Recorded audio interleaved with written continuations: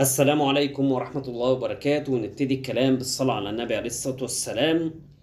أنا مش عارف ليه الناس عمالة بتهاجم احتفالاتنا واحتفالات منتخب مصر وبالعميد حسام حسن. والله يا جدعان احنا ما بنروحش كأس عالم كل اتنين وخميس، ده أول حاجة يعني. ثانيا أنا بس عايز أتكلم عن بعض الصحفيين الزملكاوية طبعا، أو الإعلام الزملكاوي اللي كان بيطلع يقطع في حسام حسن في وسط ما البطولة شغالة. ها يا جدعان، ايه رأيكم يا جماعة؟ توماس توخيل امبارح في ماتش انجلترا لعب بستة مدافعين، وفي الاخر ميسي ركبهم الزحليقة وصعدت الارجنتين للنهاية وهتقابل اسبانيا. اللي ضايقك ان انت حسام حسن عمل ماتش عالمي مع الارجنتين وخسر بفعل وهو الحكم، وفي نفس الوقت اتعادل مع اسبانيا على ارض اسبانيا. فده يثبت لك ان هو مدرب جامد. تيجي بقى تتكلم عن بعض الناس انا هذكرهم بالاسم كده: خالد الغندور الجرجيري، عمرو الدرديري، معتز الشامي، مصطفى الفخراني. كل من هو ليه علاقة بميديا الزمالك نازل تقطيع في حسام، واصل ومش اصل ومش عارف ايه. هو انتوا يا جدعان ما وراكمش حاجة؟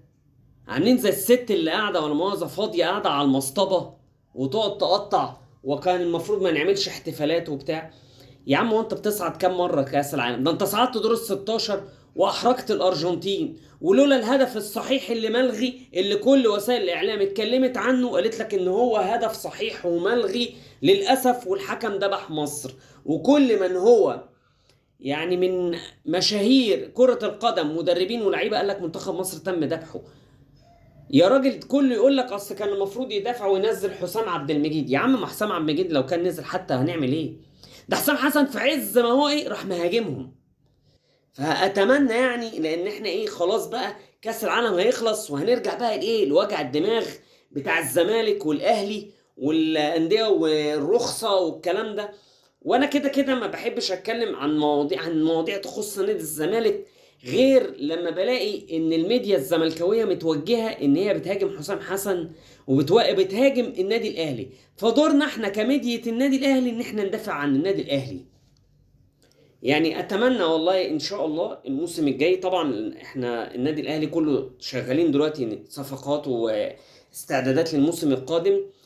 اتمنى ان احنا ان شاء الله الموسم ده على الاقل الزمالك ما يكملش في حوار الرخصة، والنادي الاهلي ياخد ايه مكانه ويصعد ويلعب دوري ابطال افريقيا. كابتن حسام شكرا ليك ان انت خليت الناس قادرة ان هي تحلم بمدرب وطني. المدرب الوطني افسد مقولة اللي ايه المدربين الاجانب بيقولوا ان انتوا ما عندكمش كورة ومحتاجين تتعلموا اساسيات.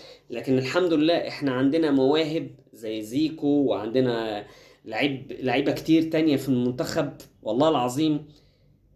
مع احترامي لكل الجميع اللي شككوا فيك، انت مدرب عبقري والعظمة لله طبعا. نتمنى من الله بإذن الله ان احنا بطولة افريقيا اللي جاية تبقى تتويج لمجهودك يا كابتن حسام ونحصل عليها. والسلام عليكم ورحمة الله وبركاته.